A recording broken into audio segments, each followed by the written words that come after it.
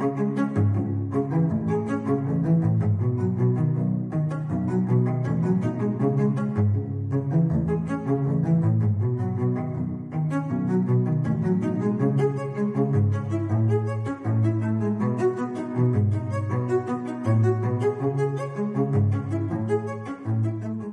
tal? Muy buenas tardes, soy Héctor de Mauleón, le agradezco que nos acompañe nuevamente en una emisión del Foco.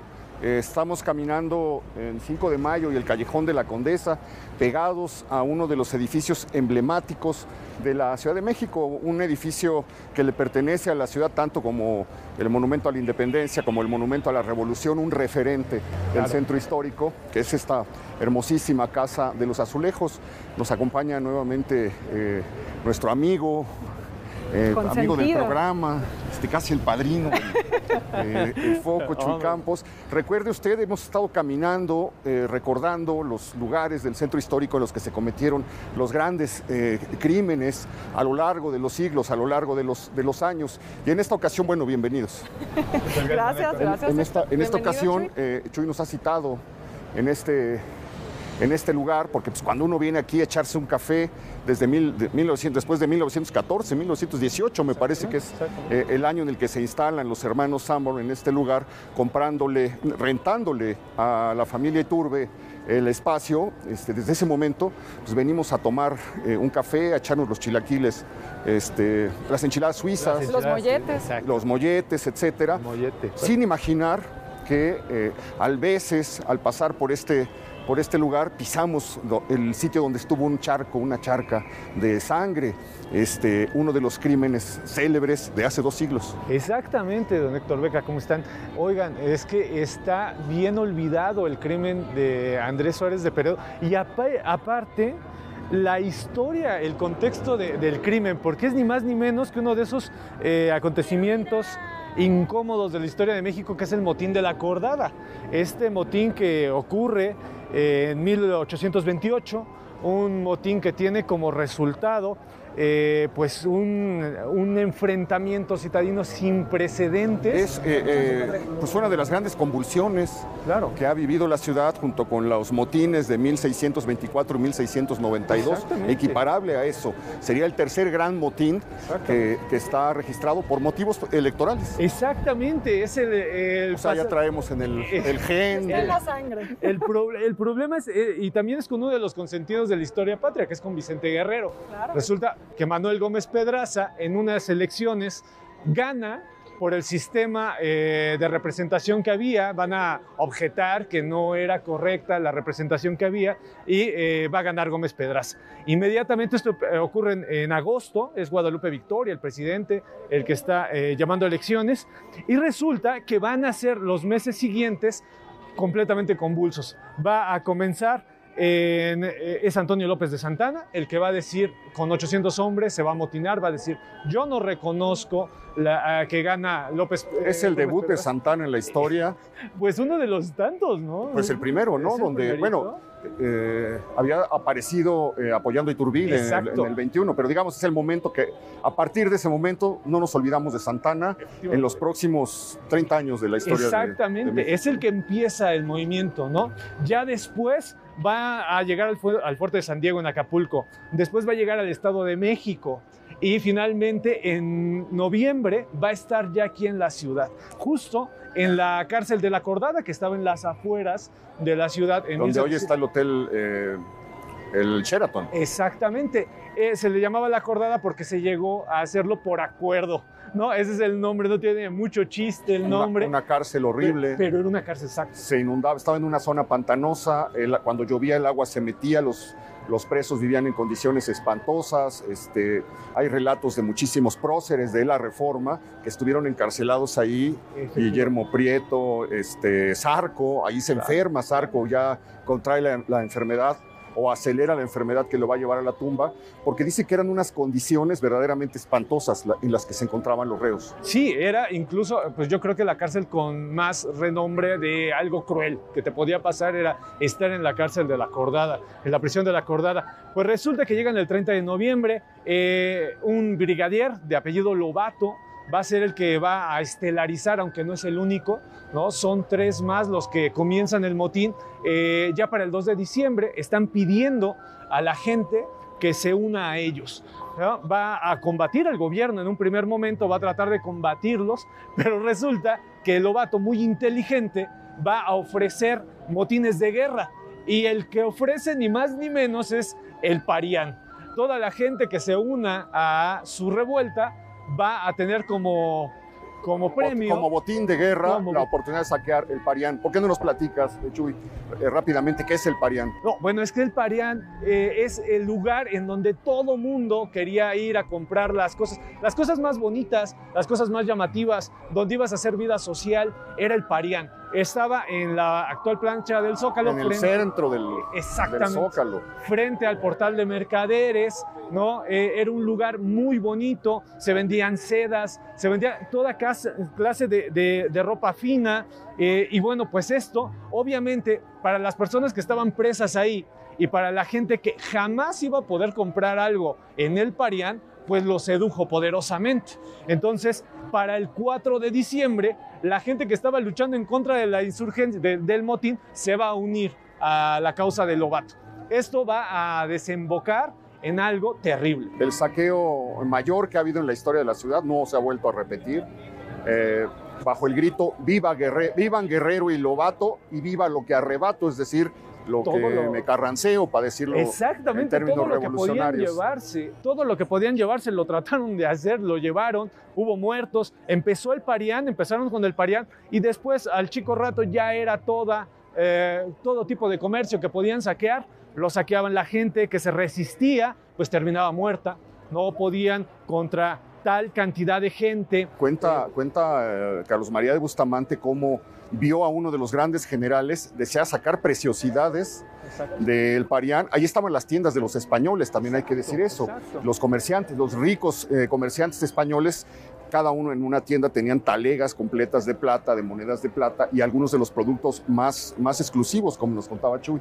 Entonces cuenta Carlos María de Bustamante que vio a cierto general que vivía donde hoy es 20 de noviembre, llevándose y metiendo a su casa preciosidades que sacaba del Parián. Otra persona, lamentablemente ahorita no recuerdo bien el dato, pero Guillermo Prieto, la familia de Guillermo Prieto tuvo negocios en el Parián, y Guillermo Prieto niño va a presenciar esta situación. Es algo que también se le va a quedar muy grabado, lo va a comentar, ¿no? Este saqueo va a ser brutal, y entre toda esa trifulca... Estamos a unas cuadras de donde está pasando eso. Quemaron incluso Palacio Nacional. Imaginemos a la gente que viene caminando por 5 de mayo, formando parte de un motín, más o menos, digo, por la calle de Madero, formando parte de un motín, este río humano que estamos viendo a esta hora, pero pues viendo qué podían agarrar. Y desde luego, pues este era un lugar muy atractivo porque era una de las grandes casas señoriales, nobiliarias que había en la ciudad, y ahí se cruza con una historia de amor. Exactamente. Es aquí donde el exconde Suárez de Peredo, que había negado a un oficial, Andrés Palacios, la mano de una familiar. No se sabe a ciencia cierta, Luis González no es precisa a qué persona era la amada. Pues es la que, bueno, ahorita lo contamos, pero parece que es la que se llevan, dan por muerta y se la llevan a velar, pero eso lo contamos. Exactamente, va a venir a cobrar venganza. Entonces es una cosa, entre tanta gente, incluso Lorenzo de Zavala hace lo mismo, o sea, utiliza este motín para ir a justiciar a generales con los que tenía, a un senador que tenía su casa en Indio Triste, también lo trata de asesinar, no lo alcanza, termina quemando la casa, y acá al exconde pues lo terminan, ay, ¿qué pasó, guapo? Lo terminan asesinando en las escaleras. Palacios. Exactamente. Había interrumpido o no había dado autorización para que se llevara a cabo las relaciones entre este oficial y una dama de alcurnia, de la nobleza, en la calle principal de la Nueva España, y aprovechando, despechado o buscando una oportunidad de venganza porque no le habían dejado llevar a cabo esa relación, se mete con la turba a la casa. Me imagino que habrán echado abajo el portón, y encuentra al conde bajando de las escaleras para ver qué es lo que está ocurriendo, y ahí lo acuchilla. Cuentan que cuando la Casa de los Azulejos quedó vacía, es decir, cuando cerraron el Jockey Club, cuando los Suárez de Peredo, los condes del Valle de Orizaba, se tuvieron que ir porque el siglo XIX acabó con las riquezas de muchos de las familias aristocráticas, La casa se convirtió en Jockey Club, luego cuando triunfó la revolución la convirtieron en Casa del Obrero Mundial, pero luego quedó vacía unos años. Y cuando quedó vacía y solitaria, contaban que el único habitante de la casa era precisamente Suárez de Peredo, el fantasma de Suárez de Peredo, que caminaba dejando unos pies bañados en sangre a lo largo de la casa. Y la leyenda sigue viva, que es algo muy bonito, porque la Casa de los Azulejos es de las pocas construcciones de la Ciudad de México en donde tenemos registrado hasta el nombre del fantasma, porque sí, efectivamente, la gente que trabaja ahí habla de las escaleras como un espacio muy, muy complicado. Y lo curioso de esto... Los que trabajan actualmente que sí, oyen ruidos. Que escuchan ruidos y no saben la historia, que es lo más divertido. O sea, no te cuentan la historia de la muerte del exconde Andrés Suárez de Peredo, ¿no? Pero a mí me llama mucho la atención, Chuy, cómo una calle tan exclusiva, tan elegante, la niña mimada de la ciudad, la niña favorita de la ciudad, donde se levantaron los palacios más suntuosos y donde llegaron las tiendas con los productos más elegantes, más exclusivos, los grandes peluqueros, las grandes modistas, los perfumistas, los plateros, etcétera, se asentaron en esta calle, y me llama muchísimo la atención que en esa calle se hayan cometido crímenes tan célebres. Exactamente, pues es que yo creo que también tenía que ver con que se concentró la riqueza y la criminalidad en el siglo XIX, pues va a ser una constante, incluso en la literatura, en la crónica, siempre van a estar denunciando que está presente. Este lugar, como dicen, era el gran aparador, la gran calle de la farándula, de la literatura, de la moda, y bueno, pues no va a faltar quien, echando ojo, diga, pues aquí hay negocio. Pues sí, la calle de los grandes hoteles también, la calle donde no solamente vivían los nobles, llegaron a vivir presidentes, Lerdo de Tejada.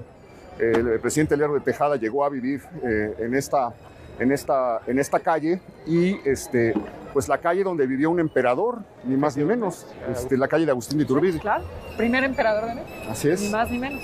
Y también esto que decían, que creo que nos va a ir llevando al siguiente tema, además de ser la calle de la moda, es también la calle de los cafés. En el siglo XIX comienza a llegar esta cultura del café, entonces también va a ser una calle muy importante pues para la bohemia, claro, para el intercambio de ideas, y también pues para un tema que hemos abordado también recientemente, para las conspiraciones, para hablar de todas esas cosas que también de pronto resultan subversivas, y bueno, eso también hace muy interesante que tenga este vínculo con la criminalidad, ¿no? Exactamente, y sabes que en la historia, el trabajo de la historia ha tenido una deuda muy grande con el estudio de los cafés, porque desde Clementina Díaz y de Obando no hay un trabajo que se centre de nuevo en esa vida tan importante, porque fue fundamental. La crónica ha salido adelante con eso. Hay un libro muy interesante de Marco Antonio Campos sobre cafés literarios en la ciudad. Es un libro muy recomendable, muy delicioso, hecho de la mano de un escritor que tiene un poder narrativo y de evocación muy, muy, muy interesante. Precisamente Marco Antonio es quien rescata la historia de cómo la viuda de Manuel Suárez de Peredo, el que matan en las escaleras, muere años después, y ya lo habíamos contado alguna vez, Beca. Se la llevan a enterrar, se la llevan a velar del otro lado de la Alameda, donde estaba el convento de San Diego, al templo de San Diego, y de repente en la noche oyen ruidos en la caja y ven que se levanta la muerta. Entonces la gente sale despavorida. La condesa pues había tenido un ataque catatónico, no estaba muerta, se levanta desesperada, todavía con la mortaja, envuelta en la mortaja, atraviesa la Alameda en la noche, debe haber sido alucinante esa imagen, y llega a tocar a su casa para que le abran. Desde luego no le querían abrir porque pensaban que estaba muerta. Pero bueno, es una de las grandes historias que podemos relatar en esta calle. Vamos a seguir adelante porque tenemos otro. ¿Sí? Tenemos otra. No se vaya.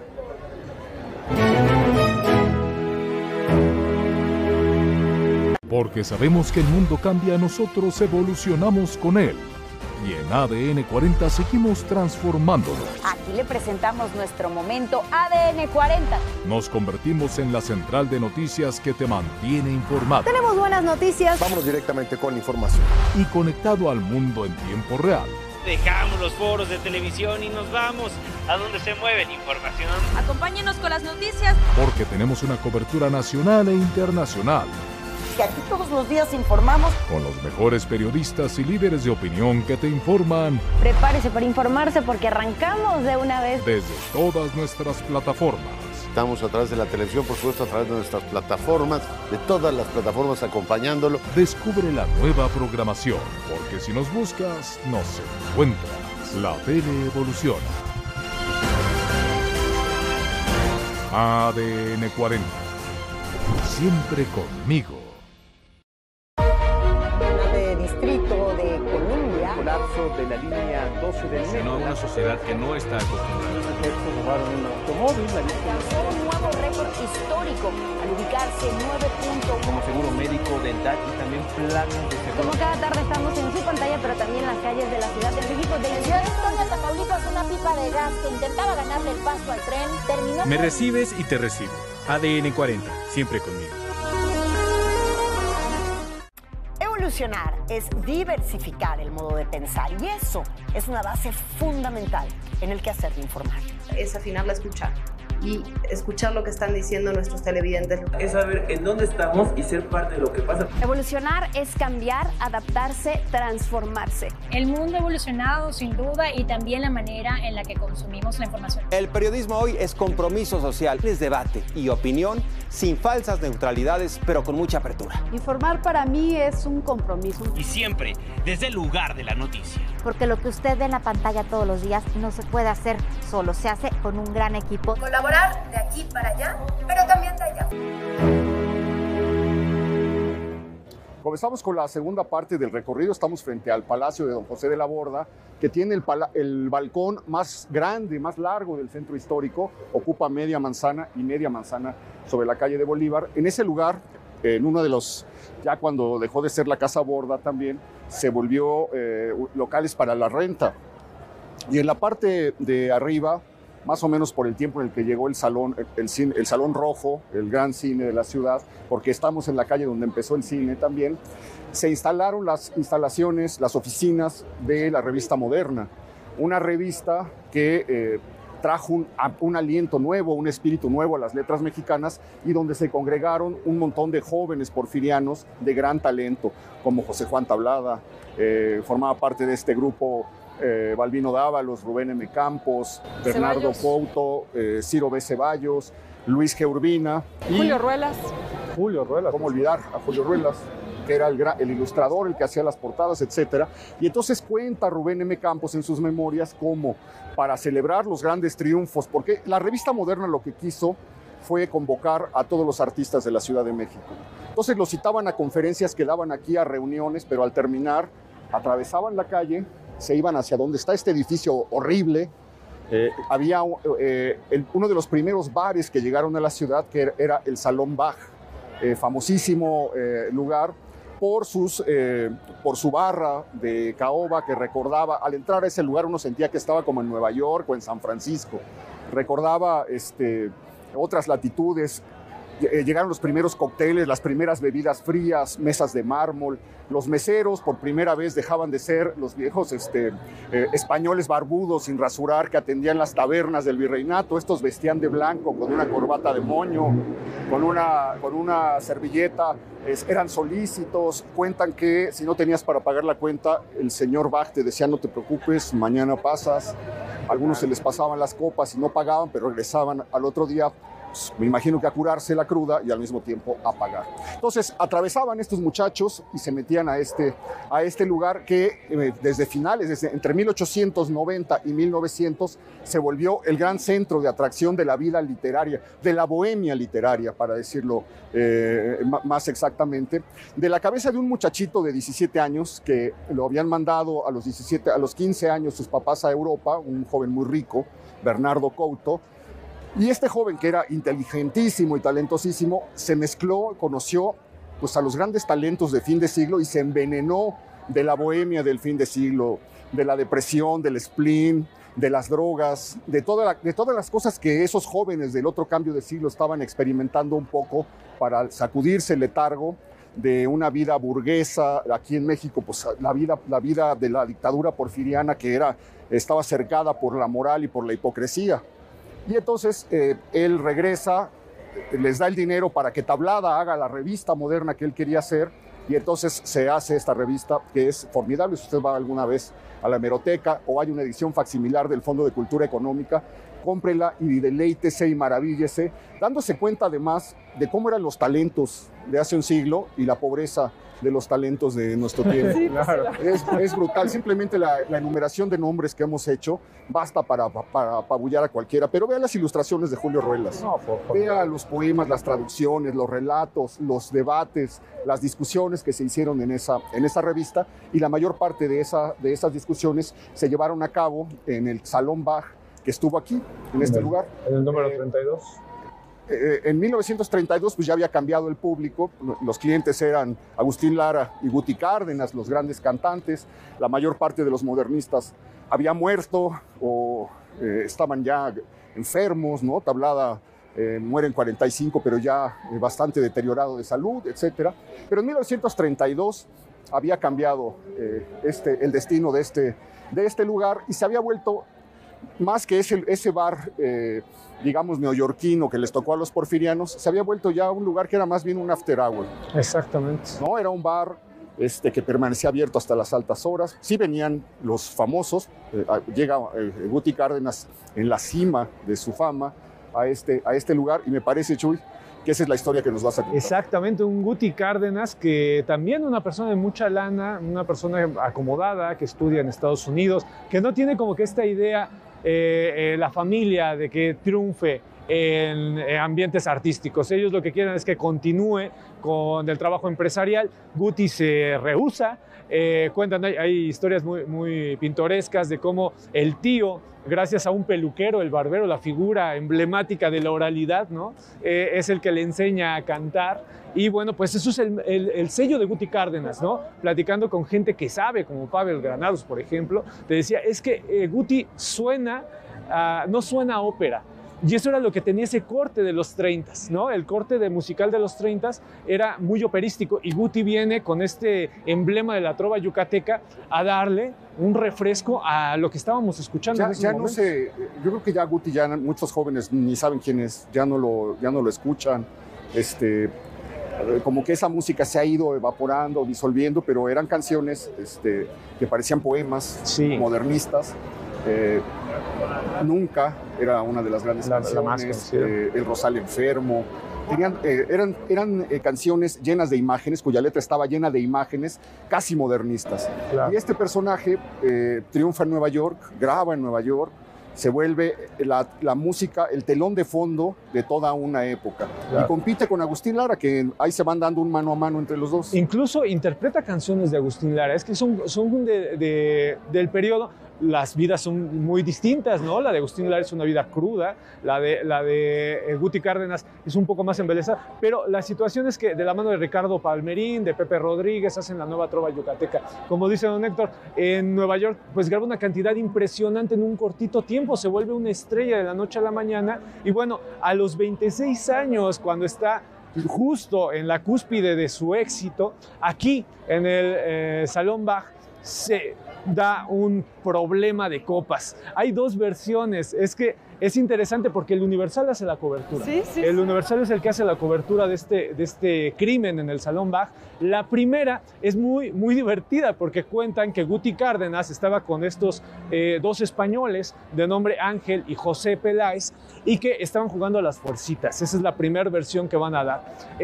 Al jugar empezaron a apostar, y al apostar empezaron a ponerse en desacuerdos de quién había perdido. Uno de ellos se enfada demasiado, saca la pistola, dispara hacia Guti y dispara también hacia hacia José Peláez. Esa va a ser la primera versión, la vamos a encontrar en el Universal, pero después va a salir otra versión que tiene que ver con una mujer de nombre Rosa. Esta mujer sufre ciertos piropos por parte de los hermanos españoles, y se le agrega una leyenda urbana, que es que estaba cantando una canción a favor de la República Española. Esta canción los hace enardecer a los dos españoles que la escuchan, y terminan asesinando a Guti Cárdenas. Lamentablemente, pues la vida de este gran intérprete pues va a terminar muy breve su carrera, pero es muy impresionante lo que llega a hacer en tan poco tiempo. Y bueno, pues aquí en este salón fue donde ocurrió. Ya no queda nada del Salón Bach y lamentablemente poco también de la historia. Ir hablando de la música y de todo esto nos pasa como un fantasma. Cuentan que él híjole, no recuerdo el nombre, Sobre tus ojos, tiene algo de la palabra ojos en el título, que es la última canción que cantaría Guti Cárdenas con su guitarra en este lugar. Cabe agregar que él venía de presentarse en un lugar cuando llegó aquí a pedir coñac con sus amigos y traía todavía el traje de charro con el que se había presentado, con una pistola con balas de salva. Y entonces, al momento de discutir con los hermanos estos, Peláez, él saca la pistola de salva sin imaginarse que el otro sí traía una de verdad y pues pagó carísimo ese error.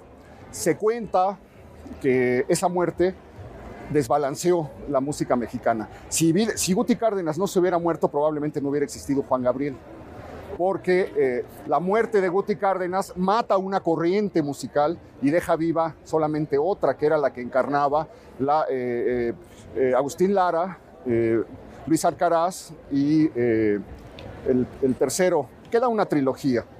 Y esa trilogía va evolucionando en una música más sentimental. Simplemente hay que ver las canciones de Agustín Lara con sus palmeras borrachas de sol. Exacto.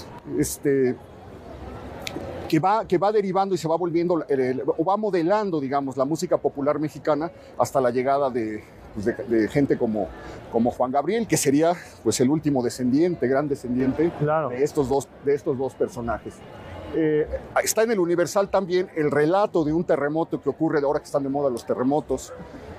Ocurre en 1932 y queda dañado el Salón Bach y entonces lo tienen que demoler.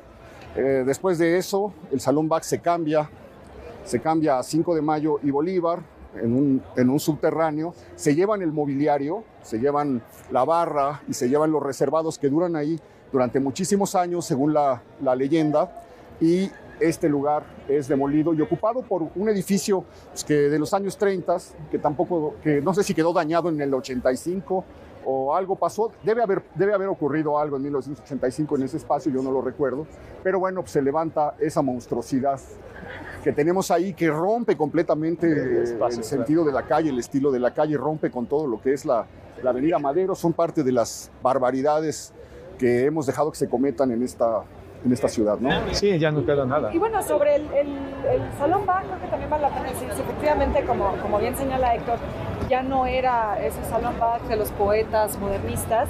Creo que lo que nos va a mostrar ese espacio en la época de Guti Cárdenas es ya otro momento donde creo que se ha conquistado la vida nocturna de la Ciudad de México. Si pensamos que es también por esas fechas cuando llega la luz neón, ¿no? El primer anuncio de luz neón es de los años 30. Vamos a ver también una vida nocturna como la que retrata la película Salón México. Claro. ¿No? Creo que habla también de esa época y bueno, el crimen del asesinato de Guti Cárdenas, que creo que también es lo que inaugura de alguna manera la música de Agustín Lara, ¿no? Nos refleja también esa otra manera de vivir la ciudad. Es que esta es la primera calle que domina la noche, ¿no? Es la primera calle que va a tener alumbrado, que va a tener esta fuerza, ¿no? De lo nocturno, ya no visto desde el plano sobrenatural, sino ya visto como ya tenemos alumbrado, ya tenemos vida social nocturna. Es una belleza la calle, justo por ese sentido. Bueno, es la calle donde ahorita que estamos viendo estos postes, es la calle donde se ponen los primeros 12 postes de luz eléctrica en la ciudad. Es la calle de la modernidad, es una calle, y ahora que estamos caminando por esta calle, sin saberlo, estamos continuando una tradición que comenzó en el siglo XVI, que era precisamente a la caída de la tarde, al acercarse la noche, la gente de la ciudad salía a caminar por una banqueta, llegaba hasta la Alameda, regresaba por la otra y le volvía a dar vueltas, mientras los carruajes iban en un sentido y en otro, o los galanes a caballo también trotando de aquí para allá, le llamaban el paseo. Este paseo duró hasta que llegó el coche, hasta que el coche hizo imposible que esto continuara. Esta calle se volvió peatonal por ahí de 2010 y eso permitió que la ciudad recuperara una una tradición centenaria que había tenido y que había perdido por culpa del maldito automóvil. En lo que vamos platicando, en lo que vamos avanzando y platicando, Chuy, estamos acercándonos a otro de los edificios, de los edificios religiosos indispensables, otro de los grandes referentes de la ciudad, que es el Templo de la Profesa. Exactamente, y yo creo que es uno de los lugares que pasan desapercibidos, y aquí hubo 3 asesinatos. No, hombre, en serio, no le aumentes. Oye, no, vamos a hacer un corte y al volver continuamos con esto. Continuamos. Exhumados en México, los despojos del gran compositor Guti Cárdenas son llevados a Mérida, para que el fino trovador yucateco descanse en su tierra natal. Besaré tu boca. El pueblo del Mayab le ofrece un homenaje tumultuoso. Encendida, yo sé que nunca. Flor Maya de Canela fueron sus canciones. En tus ojos un raro encanto. Tus ojos tristes como... No lejos de la tumba de Guti reposa el poeta que puso letra al caminante.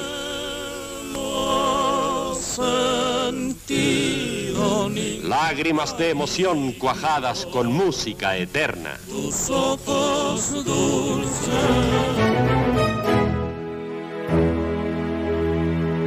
Porque sabemos que el mundo cambia, nosotros evolucionamos con él. Y en ADN 40 seguimos transformándolo. Aquí le presentamos nuestro momento ADN 40. Nos convertimos en la central de noticias que te mantiene informado. Tenemos buenas noticias. Vamos directamente con la información. Y conectado al mundo en tiempo real. Dejamos los foros de televisión y nos vamos a donde se mueve la información. Acompáñenos con las noticias. Porque tenemos una cobertura nacional e internacional. Que aquí todos los días informamos. Con los mejores periodistas y líderes de opinión que te informan. Prepárese para informarse porque arrancamos de una vez. Desde todas nuestras plataformas. Estamos a través de la televisión, por supuesto, a través de nuestras plataformas, de todas las plataformas acompañándolo. Descubre la nueva programación, porque si nos buscas, nos encuentras. La tele evoluciona. ADN 40. Siempre conmigo. Distrito de Columbia. Colapso de la línea 12 del metro. No, una sociedad que no está acostumbrada. Los sujetos robaron un automóvil. Alcanzó un nuevo récord histórico al ubicarse 9.1. Como seguro médico, dental y también planes de seguro. Como cada tarde estamos en su pantalla, pero también en las calles de la Ciudad de México. En Ciudad Victoria, Tamaulipas, una pipa de gas que intentaba ganarle el paso al tren terminó. Me recibes y te recibo. ADN 40, siempre conmigo. Evolucionar es diversificar el modo de pensar y eso es una base fundamental en el quehacer de informar. Es afinar la escucha y escuchar lo que están diciendo nuestros televidentes. Es saber en dónde estamos y ser parte de lo que pasa. Evolucionar es cambiar, adaptarse, transformarse. El mundo ha evolucionado sin duda y también la manera en la que consumimos la información. El periodismo hoy es compromiso social, es debate y opinión sin falsas neutralidades, pero con mucha apertura. Informar para mí es un compromiso. Y siempre desde el lugar de la noticia. Porque lo que usted ve en la pantalla todos los días no se puede hacer solo, se hace con un gran equipo. Colaborar de aquí para allá, pero también de allá para acá. Hoy quien demanda información, quien consume información, quiere interactuar, recrear, enriquecer las noticias. Las historias de la realidad que usted quiere, requiere y necesita todos los días, a todas horas, para estar informado. De no olvidarnos de lo que hacemos y para quién lo hacemos. Cuando uno se decide a dejar de tratar de cambiar al mundo para tratar de entenderlo, invariablemente sucede lo mejor. El periodismo hoy en día es adrenalina, es velocidad, es dinamismo, es multiplataforma. Es tener el privilegio de enriquecer nuestra existencia a través del otro. Y es ejercer la libertad más valiosa que tenemos, la libertad de expresión. Porque sabemos que el mundo cambia, nosotros evolucionamos con él. Y en ADN 40 seguimos transformándolo. Aquí le presentamos nuestro momento ADN 40. Nos convertimos en la central de noticias que te mantiene informado. Tenemos buenas noticias. Vamos directamente con la información. Y conectado al mundo en tiempo real. Dejamos los foros de televisión y nos vamos a donde se mueve la información. Acompáñenos con las noticias. Porque tenemos una cobertura nacional e internacional.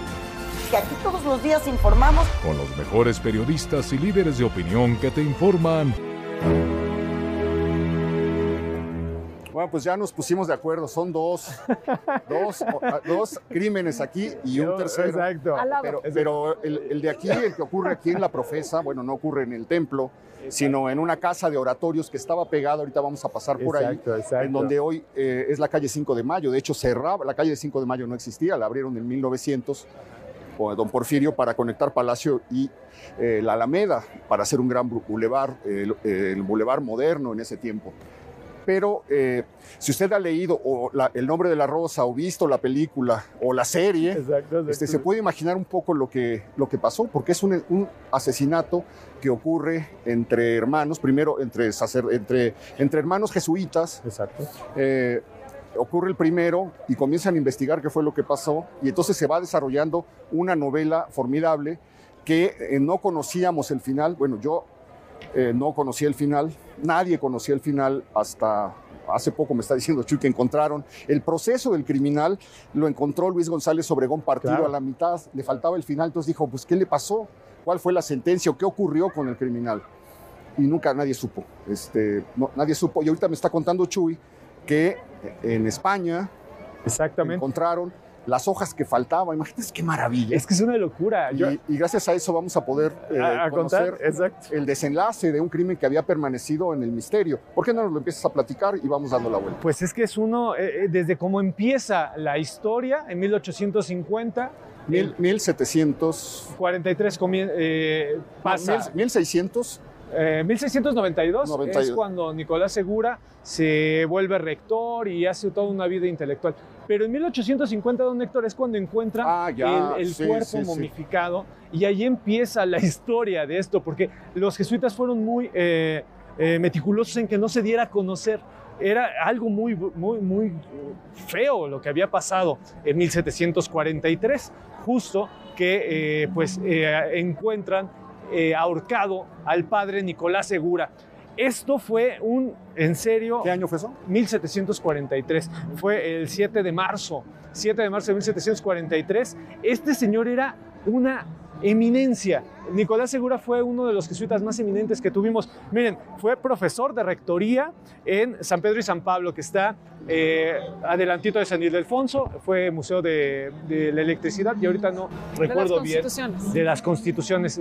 Ahí estuvo. También fue profesor de teología en San Ildefonso, pero de Puebla. Fue rector de ese colegio también. Fue rector del colegio de Tepozotlán. Fue procurador, es decir, una especie de director de la Profesa, y prepósito, ¿no? Era una persona que sus sermones llegaron a básicamente toda la cultura cristiana de esa época, europea eminentemente, y bueno, que amanezca muerto con señales de ahorcamiento fue algo terrible. Conmovió a la ciudad completamente. Cuenta Luis González Obregón cómo la ciudad entera se viene a esta calle a buscar noticias de qué es lo que había pasado, porque corre el rumor de que este gran orador, este hombre muy piadoso, etcétera, maestro de mucha gente, había sido asesinado brutalmente. Y entonces la Nueva España, horrorizada, era un mundo en el que todavía un crimen horrorizaba a la gente, ¿no? Y más en una sociedad tan católica, que un padre fuera asesinado. ¿Quién asesinaría a un sacerdote y de esa manera, no? Exactamente. Entonces empezaron ahora sí que todas las especulaciones que había, y curiosamente, Juan de Ramos, el que fuese portero de la Profesa, va a decir una frase que va a sentenciar un poco pues lo que va a seguir adelante, ¿no? Él, cuando le comentan, se empieza a especular que quién había matado al padre Nicolás Segura, él va a decir una frase que es, en el monte está... El que el monte quema. El que el monte quema. Se volvió un dicho que ya desapareció en nuestros tiempos, pero se volvió un dicho que se usó durante 150 años en la Ciudad de México, a propósito, y lo oyeron al pasar, lo oyó alguien que estaba aquí más o menos por donde nos vamos a atravesarnos para poder ver, para poder apreciar. Entonces, pues imaginemos la muchedumbre en este espacio. La Casa Profesa estaba donde termina la torre, estaba pegada a la torre y corría hacia donde está la calle de 5 de Mayo. ¿Dónde está el Hotel Gilo? Más o menos. Donde está el Hotel Gilo y cruzando. Es decir, la calle estaba cerrada y hacia allá se extendía la casa de ejercicios espirituales de los jesuitas. No estaban propiamente como en un monasterio, pero se recluían a hacer ejercicios espirituales y había un sistema donde había un lego, donde había un padre abad, etc. Claro. Y entonces, pues donde están las puertas del Hotel Gilo, ese edificio, o sea, se encontraba este edificio que tiran en la Reforma. Yo no he visto ni una litografía ni una fotografía que nos permitiera hacernos una idea de cómo fue, claro, ¿no? Pero pues en este lugar se agolpa la gente, llegan las noticias de que encuentran muerto a Segura y a los 2 días. 5 días. A los 5 días. Es que este señor Juan de Ramos se le ocurre decir esta frase que se vuelve dicho, 5 días después también amanece ahorcado, ¿no? O sea, es un doble asesinato en la Profesa. Obviamente, pues empezaron las averiguaciones, pero ya de una manera preocupante. Tan es así que el mismo 12 de marzo dan con el presunto asesino. O sea, ya la orden, era tanta la vergüenza, ¿no? Era tanto el miedo que tenían que el mismo día encuentran al asesino. Y como decía Juan de Ramos, efectivamente estaba dentro de la orden. Sí. Se dan cuenta que había en la habitación del Lego, en la celda del Lego, el segundo que matan, estaba el reloj del primer de Nicolás Segura. Y por eso se dan cuenta de que lo mató probablemente un cómplice, que lo habían asesinado para robarlo. Y entonces empiezan a hablar entre los padres. A mí esto se me hace, entre los jesuitas, se me hace fascinante. Y dicen, oye, en lo que estábamos todos muy impresionados, como que estaba muy tranquilo. Y en la comida comunal, estamos hablando de este espantoso suceso, y él estaba comiendo, oyéndonos. Y entonces empiezan, quién sabe, a lo mejor ni siquiera fue culpable y solamente por una serie de sospechas. No sé si en la parte que se encontró después, él admite o confiesa, pero leyendo el expediente y dándonos cuenta de cómo se hace la justicia en el virreinato, cómo se hacía, probablemente con puros chismes lo señalaron, claro, porque él no confiesa.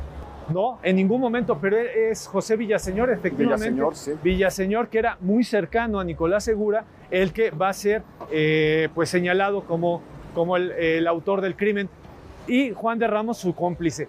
La situación es que él nunca va a aceptarlo, nunca va a decir que efectivamente él fue quien lo mató, y va a estar apelando todo el tiempo la resolución que tienen.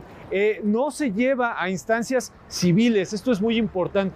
Se resuelve dentro de la misma orden jesuita. De hecho, todos los juicios, aunque son asesorados por las instancias civiles novohispanas, se llevan en el Colegio Máximo de San Pedro y San Pablo. Entonces se llega a la resolución de que efectivamente fue él. Y como dices, don Héctor, esta situación del chisme tiene un papel fundamental en la época novohispana, porque empiezan a decir, es que no se llevaba bien. Todo opera a partir de la denuncia y del chisme. Ahí no hay pues investigación, no hay prácticamente nada, a lo mejor tortura, pero en la tortura pues decían lo que querían que dijeran. Y entonces es desterrado, condenado a galeras. 10 años, lo mandan. Dice González Obregón que le sorprende que ninguno de los historiadores de la orden jesuita habla del crimen. Al contar la historia de la Compañía de Jesús, todos se lo callan, todos se lo guardan, y permanece oculto hasta que Beristain y Sousa le da un legajo a González Obregón y le dice, mira lo que me encontré, es el relato de un crimen que pasó en la Nueva España en el siglo XVIII, 17, ya estoy. 18. En el siglo XVIII. Sí, 18. Y al empezarlo a revisar, pues es como empieza a emerger la historia de este asesinato pavoroso. Con el paso del tiempo, no sé, ahorita nos vas a contar el final, pero con el paso del tiempo se tiró la Casa Profesa, se abrió esta bellísima calle porfiriana, que es la del 5 de Mayo, se levanta el Hotel Gilo y la gente que trabaja en el Hotel Gilo, los encargados del mostrador, las camareras, si usted se echa un cafecito en el restaurante, los meseros se lo pueden contar, hablan, tal vez sin saber también la historia, que aparece la sombra de un fraile. Claro. ¿no? Es que es una belleza esto, porque son fantasmas que tienen nombre y apellido y generalmente no se cuentan estas historias. Muchas gracias, señor. Se lo agradezco mucho, mil gracias. Otra de las cosas que llaman la atención, don Héctor, es esta situación de cómo lo sacan de la orden a José Villaseñor. Como sentencia, lo van a sacar de la orden, él va a estar apelando y de manera, como Luis González Obregón, de manera accidental, una compañera historiadora de la Universidad de Puebla me comentó, oye, es que estoy haciendo la tesis sobre un libertino que era jesuita, y encontré a un tal José Villaseñor. Paréntesis. Y yo así como, paréntesis. Una de las razones por las que le echan el ojo es porque dicen que de noche recibía visitas cuando ya todos estaban dormidos y que bebía. Que era blasfemo un poco también, ¿no? Blasfemaba, etcétera. Entonces empiezan a decir, este cuate anda muy sospechoso, pero una de las razones fue, por eso dices un libertino, porque recibía visitas nocturnas cuando ya estaban todos el resto de los jesuitas dormidos. Claro, entonces esta muchacha estaba buscando, ahora sí que buscando en otro lado, y encuentra a José Villaseñor en el Archivo General de Indias, que está en Sevilla.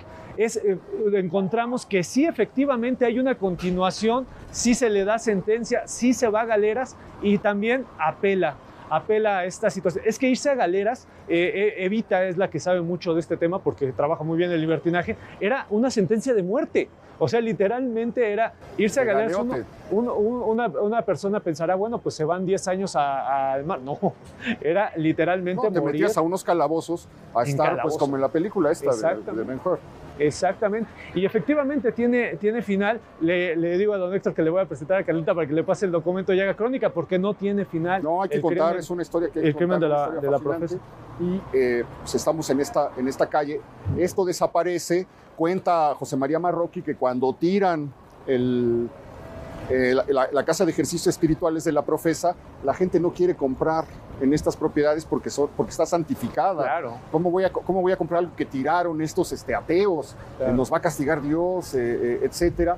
No querían nadie vivir aquí en esta nueva calle hasta que se le ocurre al gobierno ponerle 5 de mayo. Acaba de pasar en el Triunfo de Puebla. Y entonces no tiene nombre la calle, la nombran 5 de mayo, y entonces ahí ya se vuelve un emblema de nacionalismo, de heroísmo, de algo que da prestigio, y pues a la gente se le comienza a olvidar, y de repente se vuelve loca arrebatándose los predios de este lugar, donde junto con la calle de Madero va a ser como las dos mancuernillas, ¿no? Claro. De los cines, de los cafés, de los hoteles lujosos, de los bares, el bar La Ópera, etcétera. Se vuelve el Gran Boulevard. Y bueno, estamos a unas cuadras de donde se instaló la revista Sabia Moderna. Sí, es heredera un poco de la revista Moderna. Y La Palestina, la tienda donde queda el último recuerdo del mundo de los caballos en la ciudad, cuando la gente venía a comprar sillas de montar en lugar de llantas. Bueno, pues ahora sí vamos con el tercer crimen. Mi querido Chuy. Sí, este crimen es poco conocido, pero también es un homenaje, don Héctor, a la nota de Antonio Vanegas Arroyo. Antonio Vanegas Arroyo es uno de estos grandes editores de la Ciudad de México que cubrió muchos de los crímenes que hubieron durante... Las hojitas. Sí, las hojas volantes, ¿no? Eran una belleza, era una hoja plegada. Esta hoja generalmente se versaba y estaban pues los niños que cantaban los corridos o de qué iba la canción. Recordemos que este México del Porfiriato tiene un nivel de lectura muy, muy, muy bajito, ¿no? Entonces, los recursos mnemotécnicos, la memoria, juega un papel fundamental. Y las canciones por eso tienen tanta vida, ¿no? En estos pregoneros. Estas hojas denunciaban también por medio de imágenes qué era lo que había sucedido. Terremotos, descarrilamientos de trenes, incendios, crímenes escabrosos, todo lo que inundaciones mortales, todo lo que sacudía la vida de la ciudad quedaba plasmado en una hojita que venía generalmente con un corrido, con unos versos. Exactamente. Y no cualquier imagen, Chuy, porque hay que decir que entre los grabadores que trabajaban con Antonio Vanegas Arroyo estaba ni más ni menos que José Guadalupe Posada, ¿no? Exactamente. Antes Manuel Manilla, que fue un gran grabador, y posterior, ya cuando empieza el trabajo con metal, va a tomar una relevancia impresionante José Guadalupe Posada. Pero estas imágenes narrativas nos narraban todos este tipo de acontecimientos. Y en 1898, en esta zona que también fue conocida por los afamados lagartijos, ¿no? que estaban en la calle de Plateros, pues en 1898 ocurre un crimen en una joyería, la joyería de la Profesa. Esta joyería quizá no sea tan famosa como la Perla, no tenga esta luminaria, pero en su momento fue una de las más importantes.